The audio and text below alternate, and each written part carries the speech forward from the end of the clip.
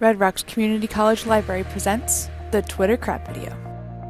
At the beginning stages of research, we always seem to find ourselves on Google.com. And in specific, what we want to do when we start with research is we want to find out the basics. A great platform for finding out the basics is, believe it or not, Twitter.com. So I'm going to go ahead and go to Twitter.com. And the thing that I'm interested in specific is what's currently happening with net neutrality. Because I know what I want to search, I'm going to go ahead and click on this little search feature that Twitter has. I'll type in net neutrality. There it is. And I'll follow it through and see what they give me. Following my search of net neutrality through Twitter, I see that they give me in their top news feed this first article. Looks interesting, so let's go ahead and check it out. When we're evaluating resources for research, we should perform the C.R.A.A.P test to make sure that what we're reading is reliable.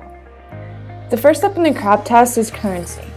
I can see here that this was posted 8 hours ago by John Biggs. It's on net neutrality, and net neutrality is news from last week. So yes, this article passes the currency test. Well, let's move forward to relevancy. How will I be able to use this information? I already stated that I'm just interested in gaining the basics, so if I can look through this article and find relevant information that helps me along in that way, then it will pass the relevancy test also. After giving this article a quick look, it seems to be providing me with plenty of quotes, different opinions, and it's lengthy enough to give me a pretty good background. So, relevant to supplying me with general background? Check. Currency? Check. Alright, so let's move on. The next step in the C.R.A.A.P test is analyzing authority. Who wrote this article and who published the article? The publisher of this article is TechCrunch.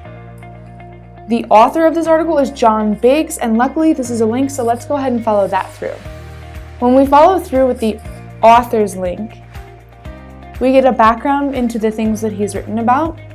We also get to understand what it is that John Biggs, the author of our article, is most interested in.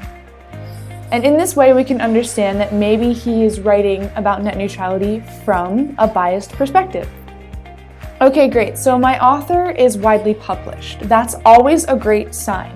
Not to say that a new author isn't a great sign, but if they're publishing articles that look a lot like tabloids, they're probably not reputable. So let's go back to the article and check out accuracy. Accuracy is very important, especially for gaining information. We want to make sure that John Biggs, our author, is providing us with details that are backed up with data. This article is writing about how the repeal of net neutrality is creating this phenomena of deceased loved ones being able to participate in the internet now.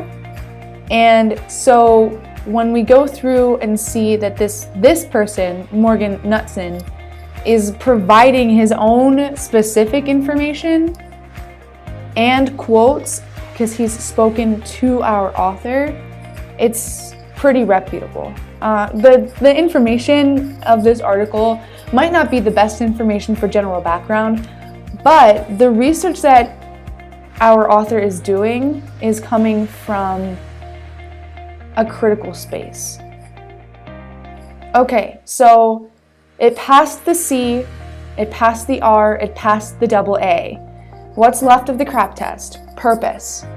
What is the purpose of this article, and is there a bias behind what our author is presenting us with? Biased information does not always give the reader the most validating scholarly information. Having read through the article, I can say that John is presenting this information from a critical perspective and a scholarly perspective. It is just that, a presentation of information, something that he wants his readers to think about. So that's that. John Biggs' article, found through Twitter, passed the C.R.A.A.P test. Thank you for watching, and good luck with your research.